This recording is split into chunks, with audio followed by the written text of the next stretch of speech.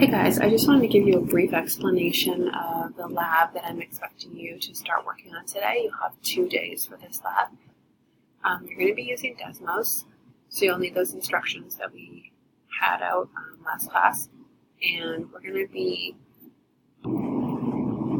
looking at the population for Windham and Portland, and just what kind of pattern that we see. So here's your data for Windham.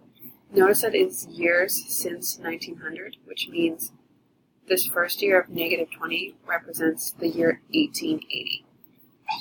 Okay, so you're going to use Desmos, you're going to get your linear regression equation, you're going to get your quadratic regression equation, and I want you to take a screenshot. You can do that by hitting Command-Shift-4, and then taking a screenshot, and make sure you have the sidebar in there with the equations.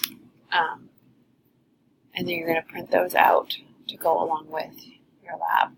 Okay, so another thing you should do is probably save your graph so that if there is a mistake, you can go back and quickly fix it. You don't have to start from scratch.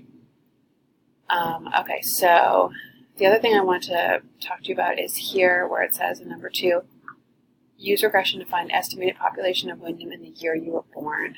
So if you were born in 2001, you're not going to put 2001 into the equation because it's years since 1900. So 2001 would actually be the year 101. It's 101 years since 1900.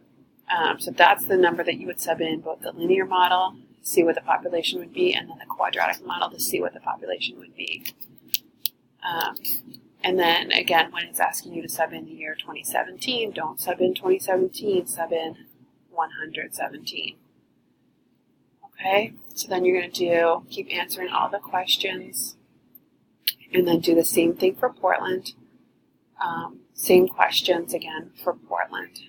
So I don't mind if you guys help each other a little bit with the Desmos part of this, but I really want you to get your own answers.